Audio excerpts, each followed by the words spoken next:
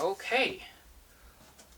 Whew, okay, not much going on in the way of damping material. That's kind of sad. As you can see, it's kind of empty in there. Hopefully you can see that. But I have let's see. Winning team. Yes, but I did not get a vacuum cleaner. I got this. A black case. Oy, that's very solid and very heavy. Okay. Seems like that was it. Always taking a bit of a closer look at the packing material. So, I once almost threw something away because I didn't do that. Anyway, here is the interesting part.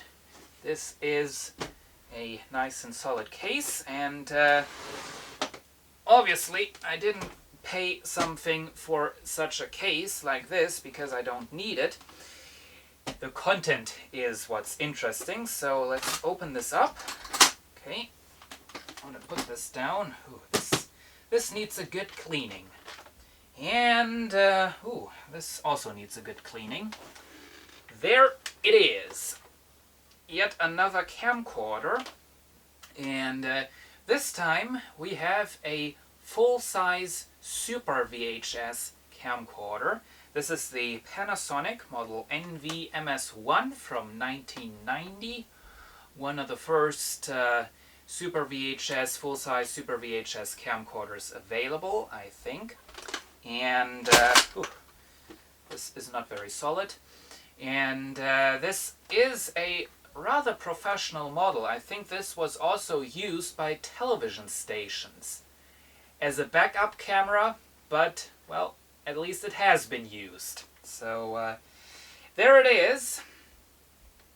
And before we take a closer look, let's take a closer look at the accessories. Well, that's easy enough. We have the charger, and that was it. The seller said he wouldn't deliver any batteries because they were dead, so basically that means that I don't have to throw them away myself.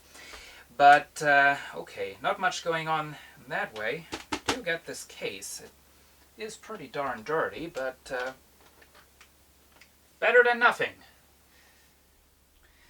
And there we have the camcorder sitting on the tripod, ready for a quick presentation. I already did some testing, and I had to find out that the tape transport does not work properly. For some reason it doesn't transport the tape in playback or record mode, at least not very reliably. But that's not a big deal because I'm only interested into the camera part, don't intend to use the recorder part. There it is from the side. You can see the big MS1 on the side, and you can already see some of the features listed underneath of it. This camera has 420,000 pixels, which is more than twice as much as the standard VHS cameras had, and around about half as much as today's standard definition digital cameras commonly have. They commonly have around 800,000 pixels. And the camera does work with a CCD image sensor, and being a top-of-the-line Super VHS model, it has quite a load of features.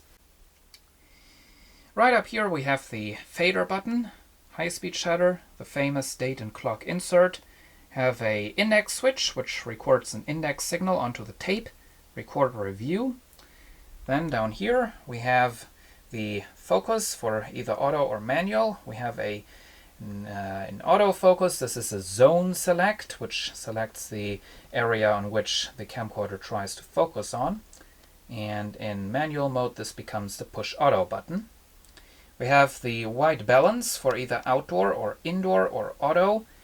We have a gain setting. That's something you don't have on your standard VHS camcorder. Either standard or up. up makes the picture brighter, but I guess it's going to increase the graininess of the picture quite a bit. Then we have the selector for either for Super VHS. You can either have it off or auto, so if you insert a Super VHS tape, it's going to be in Super VHS mode all automatically.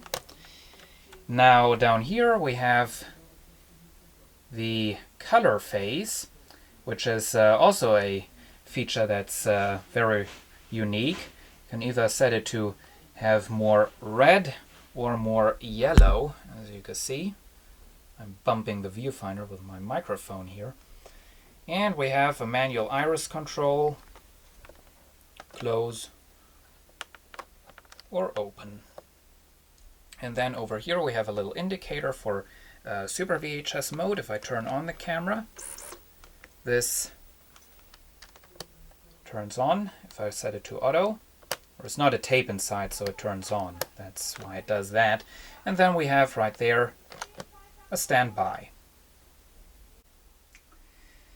This is the front of the camcorder, which looks quite impressive. We have the sensor for the auto white balance right there. We have the lens, which is quite a bit bigger and quite a bit better than on the other VHS camcorders. It works a lot quieter, you don't get all that loud grinding noise. The zoom lever works a lot better, more smoothly, and if I zoom in, you can hear there is absolutely no noise, or not absolutely no noise, but it really isn't very loud at all.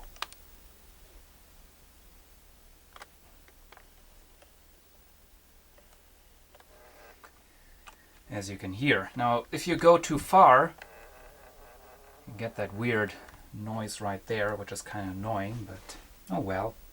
Up there is the tally light, which lights up red when you're recording, and there is the microphone, and of course, being a Panasonic camcorder, the foam of the microphone is missing.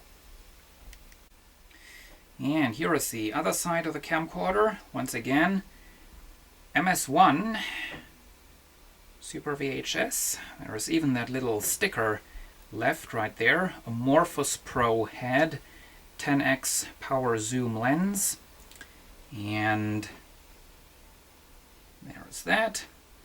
We have a sensitivity switch for the microphone, either high or normal. Microphone input. I don't know if that is a powered microphone input, but I don't think so. Panasonic didn't do that back then, commonly. We have the earphone output, which is another thing that's not all that common. There is the interface for the viewfinder, and you can also hook up a character generator to that. There is, of course, your grip thing with zoom control. We have a record switch front right there and a record switch right there, a master record switch. Yeah, this camcorder still needs to be cleaned up. That's something I'm going to do later on today, hopefully. There is the cassette compartment, which opens up.